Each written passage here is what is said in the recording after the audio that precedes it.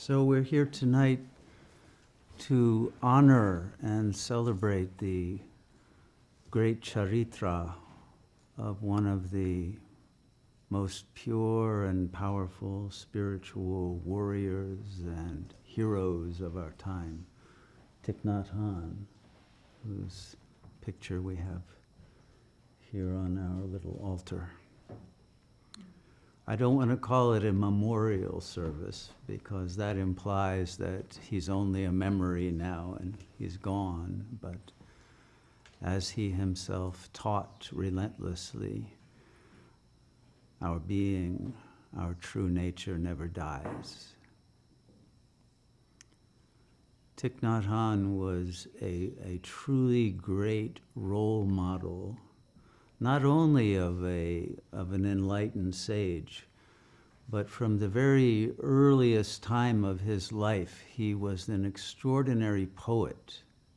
He first became well known in Vietnam for his poetry, became famous for it. And Vietnam, at that time, he was born in the 1920s, which it was still part of the old traditions, and he was born into a relatively upper class family, lived in the walled city, and he had the best of the traditional Vietnamese culture and the best of the French mission civilisatrice, right? The French colonial rule that still at that time had some sattvic elements. And so he grew up in a culture that appreciated poetry. And from there he went on to become a writer. And as the situation in Vietnam became more desperate through the various episodes of ongoing war, first the Viet Minh against the French, and then after the French were defeated at Dien Bien Phu, the U.S. came in as the new colonial power, and Vietnam was split into North and South. Officially, it was supposed to be only for 2 years so that then they could come back together, but of course that was always a deception, and so the war began again, and he was a Buddhist monk from a very young age, and the Buddhists were not appreciated either by the Vietnamese communists nor by the South Vietnamese colonialists who wanted to Christianize the country.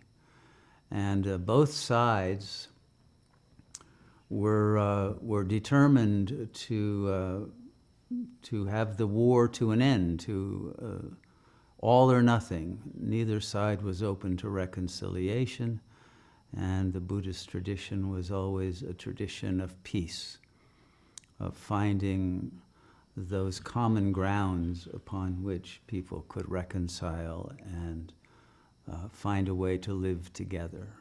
But at the end of Kali Yuga, that is no longer possible for the conflicted nature of the ego at any level, which cannot live with itself as an individual and cannot live as a community, cannot live as a culture, cannot live as a world at peace.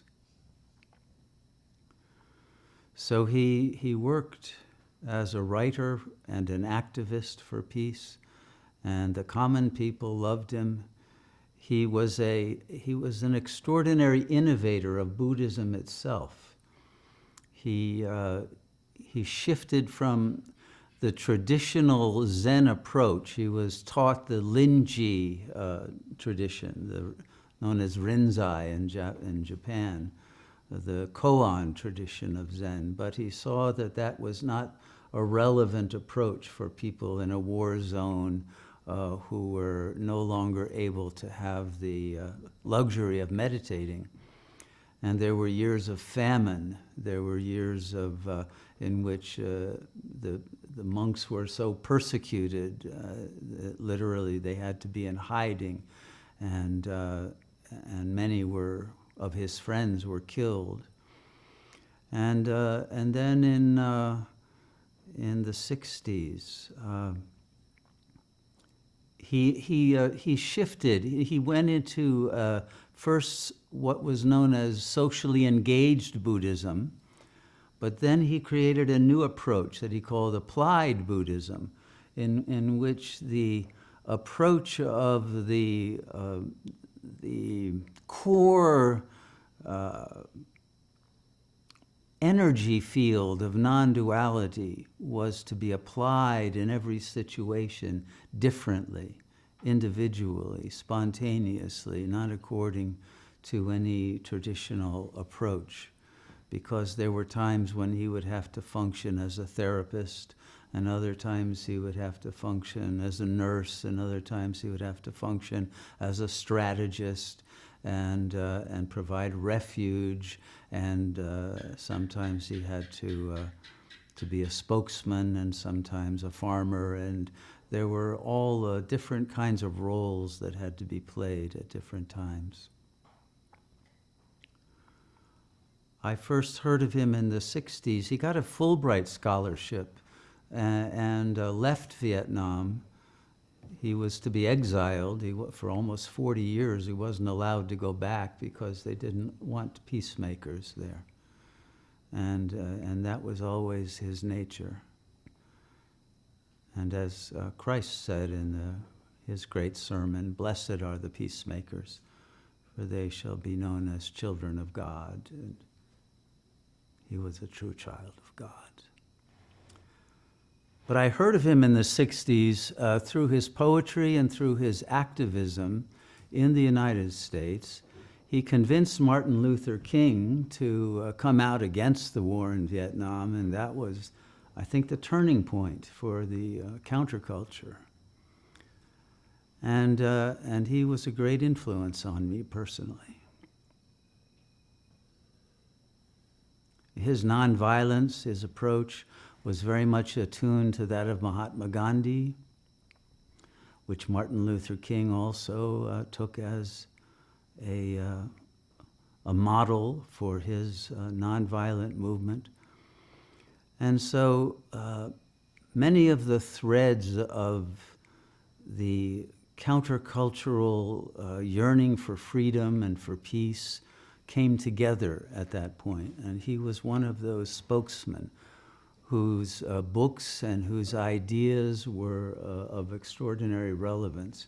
He created what he called the order of interbeing, and I remember reading his little book on that back in the 60s, and I became an informal member of that order.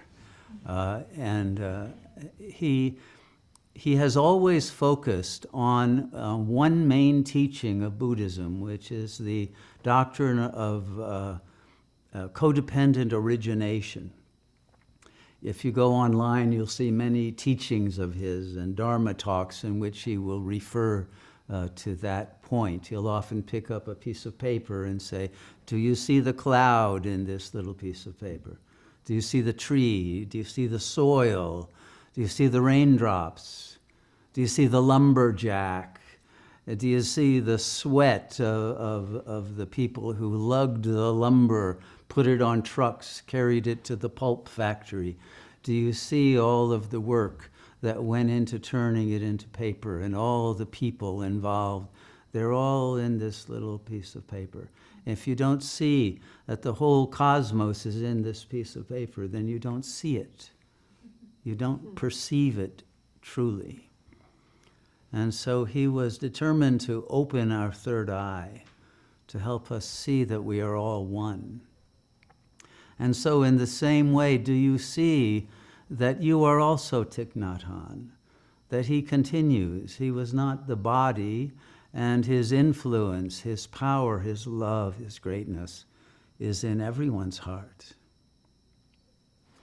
And so we are here not to remember someone who is gone, but to remember that which is alive in us more than our ego can know, because it is the entire cosmos in a drop of luminous love.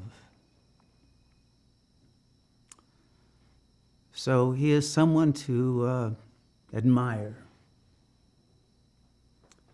And there are very few people to admire in this last period of Kali Yuga. So I salute him. I think he has inspired probably more people to become spiritual and to turn to peace than anyone else that I know. And his influence, because of all of the many books that he has written and the teachings that he has given, have saturated the collective consciousness, I think, in a way that no other teacher even comes close to. And his influence far transcends Buddhism and far transcends Vietnam or even the effort of bringing peace to any conflict zone. But it is truly a recapitulation of that original phantasm that is the essence of our being, the archetype of what is the true greatness of the human spirit that he embodied with such humility and such purity and such generosity and such continual, ongoing, tireless giving out of compassion. What he didn't teach in words, hardly ever, was the underlying power behind his ability to have such compassion, which was his dispassion. His own freedom from the belief that this phenomenal plane has any reality in the forms of those individual beings who are not aware of our interbeing. He recognized all of that as an illusion. And so there was no attachment to any separate beings or countries or traditions or anything or anyone. No attachment whatsoever, because he already contained within himself all that is. And so there was nothing to need to hold on to. He truly was and is completeness in itself.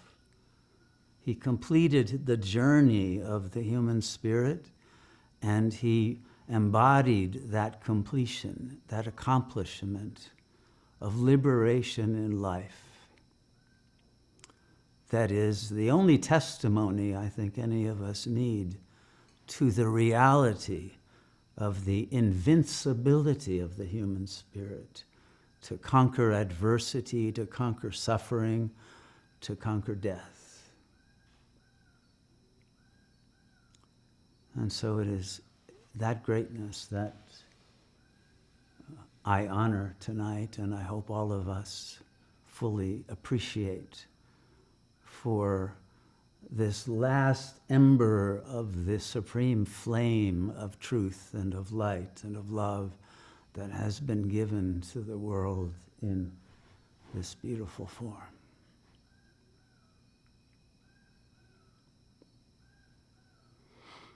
So,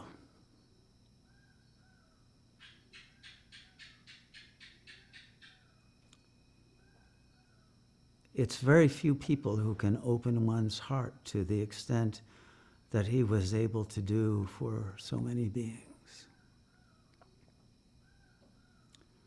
And I hope all of us use this period to go back and listen to his teachings online and to appreciate not simply the depth and purity of the teachings, but the power of peace that he emanates with his words, with his rhythms, with his gestures, with his pronunciation, with his art of the delivery of peace through his presence. He was a great artist at every level.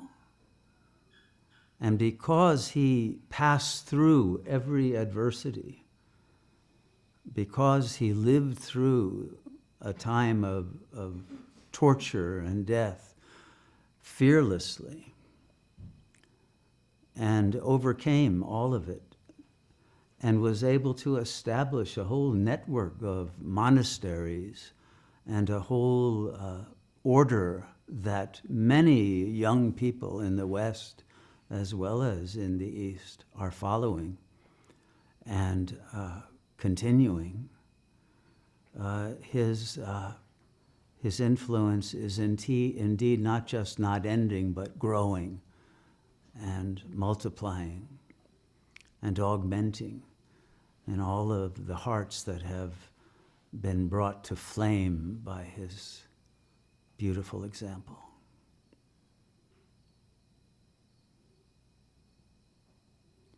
I remember in the 60s when, in those days, the US media still allowed their wars to be televised. They learned from the fact that the anti-war movement grew out of the news reports that they couldn't do that, and that was the end of journalism. But there were actual video footages in those days of the US Army dropping napalm on the villagers in Vietnam and burning people alive, and witnessing people running down the street naked with third-degree burns. And you saw what the US colonial empire was doing in the name of democracy and calling itself the free world. And you realized the hypocrisy and the deception.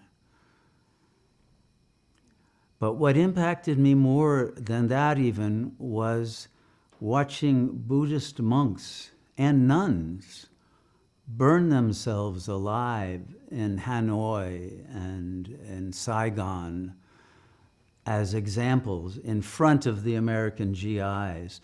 They would pour the kerosene on themselves and light themselves on fire as if to say, we don't fear death.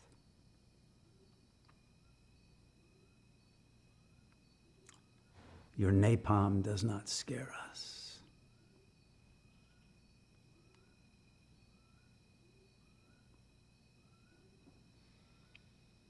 It's only if we are in that fearless state that we will be victorious as yogis. And so the Vietnamese won their freedom, at least from the external oppression. But we are still oppressed by the ego. And the ego is fear itself.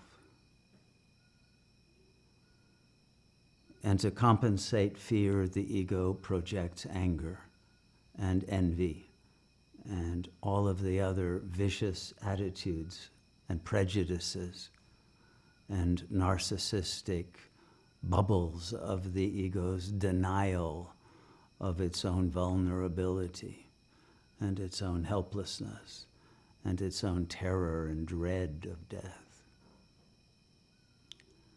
And so unless we are honest enough to go inward and face that and destroy the fear of death, to meet Mahakal head on,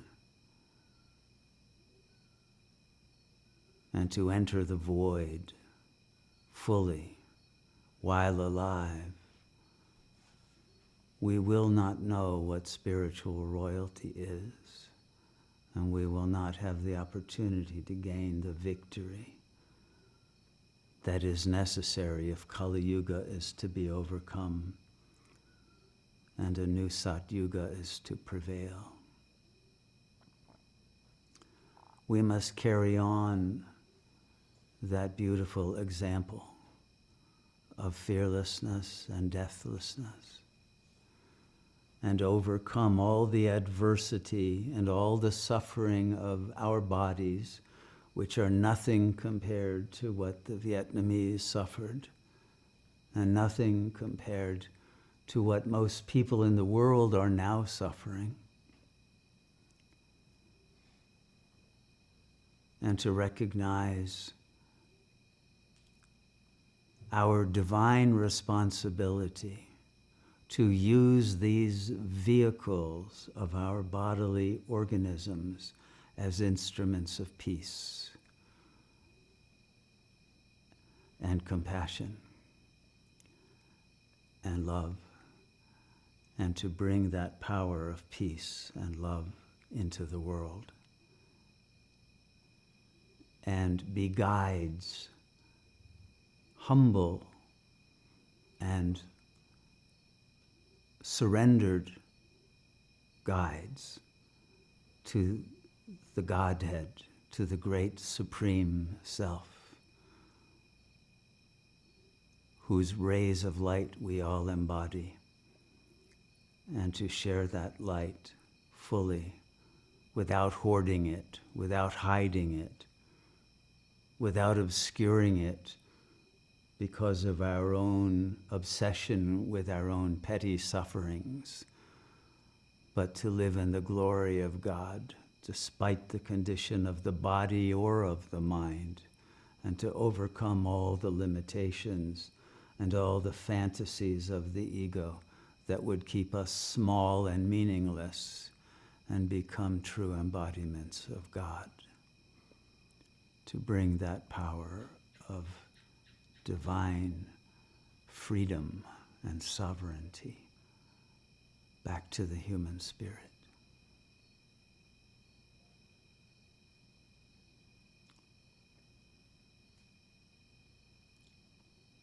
So I am honored to call myself a disciple of Thich Nhat Hanh.